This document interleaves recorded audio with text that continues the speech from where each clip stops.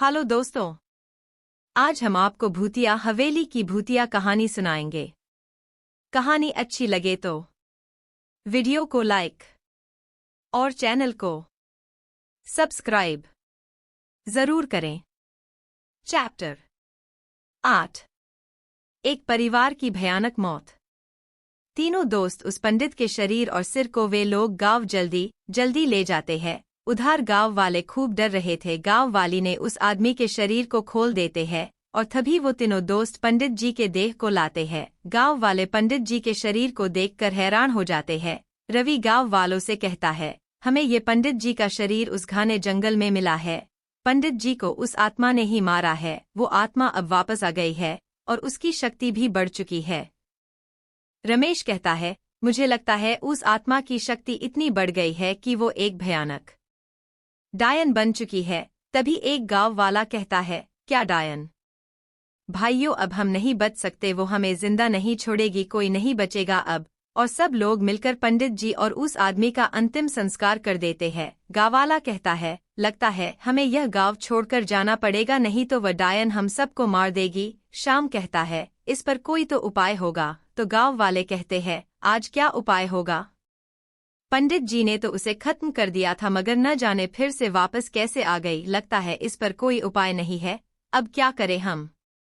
सब लोग अपने अपने घर चले जाते हैं और वो तीनों दोस्त उस बुढ़े के ही घर चले जाते हैं। रात होने के बाद सब सुनसान हो जाता है, कोई भी अपने घर से बाहर नहीं निकलता। तभी वह डायन पहले जैसे बूढ़ी औरत का रूप ले लेती है और गांव में जाती है और कहती है, कोई है, मेरी मदद करो, मुझे भूख लगी है, मुझे खाना चाहिए, कोई है यहाँ? उसकी आवाज कोई नहीं सुनता, वह कहती रहती है। मगर अचानक से एक गांव वाला अपनी खिड़की खोल कर देखता है। तभी वह बूढ़ी औरत उस एक खिड़की खोलता देख लेती है और जोर जोर से रोने लगती है, मेरी मदद करो। वो आदमी को उस बूढ़ी औरत पर बहुत दया आती है और वह खाना लेकर जाने लगता है। तभी उसके बच्चे कहते हैं, पिताजी आप ये खाना लेकर कहाँ जा रहे हो?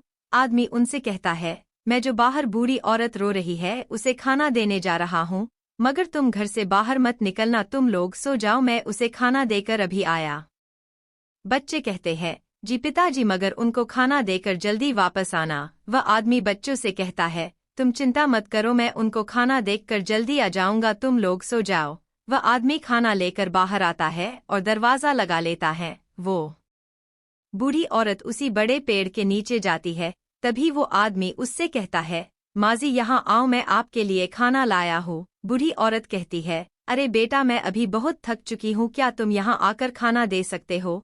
आदमी कहता है, जी मैं अभी आया। कहानी अच्छी लगे तो लाइक जरूर करें।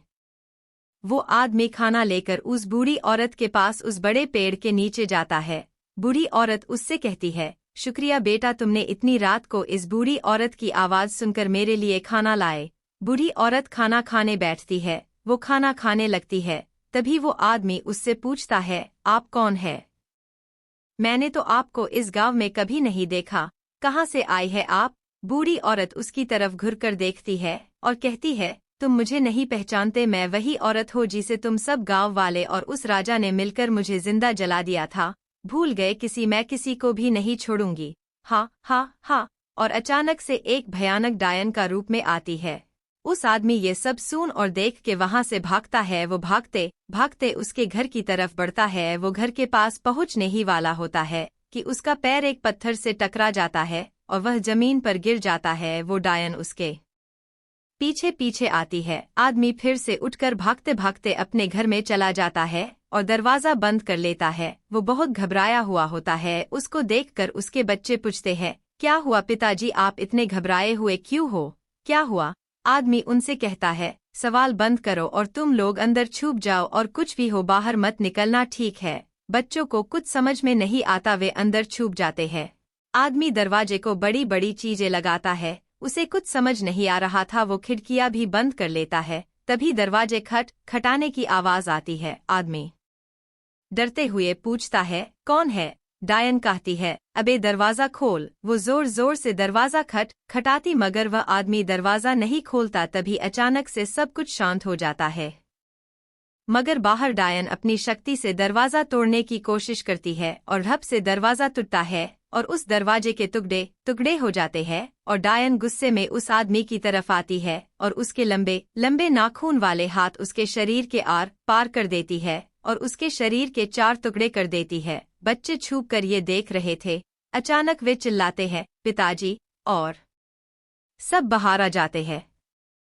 डायन उन सब को देख लेती है और हंसते हुए कहती है, हाँ हाँ हाँ, तुम भी हो यहाँ, आओ इधर आओ। बच्चे पीछे पीछे जाने लगते हैं और डायन की तरह गड़ने लगती है और डायन बच्चों को एक ही वार में मार देती है और उनका खून पी जाती है और हंसने लगती है और वो डायन हवेली में चली जाती है। अगली सुबह कुछ लोग उस आदमी के घर के पास से गुजर रहे थे तो उन्हें दिखाई देता है कि उस घर के दरवाजे के टुकड़े टुकड़े हो चुके थे और उस घर के अंदर से खून आ रहा था। वे सब लोग अंदर जाते हैं और देखते हैं तो उनके सिर चकरा जाते हैं। उनको दिखाई देता है कि उस आदमी के किसी ने 4 टुकड़े कर दिए थे और उनसे खून की नदियां बह रही थी और उसके बच्चों को भी किसी ने मार दिया था। उस खत में चारों तरफ खून ही खून था। एक आदमी पूरे गांव में चिल्लाते हुए जाता है, उस डायन ने और एक परिवार को मार दिया। सब लोग उस घर की तरफ भागते हुए जाते हैं और सबके वो सब देखकर होश उड़ जाते हैं। वो तीनों दोस्त भी जाते हैं तो वो उतना भयानक नजारा था कि उनसे वो सब देखा नहीं जाता। इतना सारा खून देखकर शाम को चक्कर आ जाता है और वो वहीं पर गिर पड़ता है। रमेश और रवि मिलकर उसे उठाकर उस बूढ़े आदमी के घर में ले जाते हैं और उसके मुंह पर पानी मारते हुए रवि कहता है, ये शाम उठ जा। तभी शाम को होश आ जाता है और रमेश उससे पूछता है, शाम क्या तुम ठीक हो?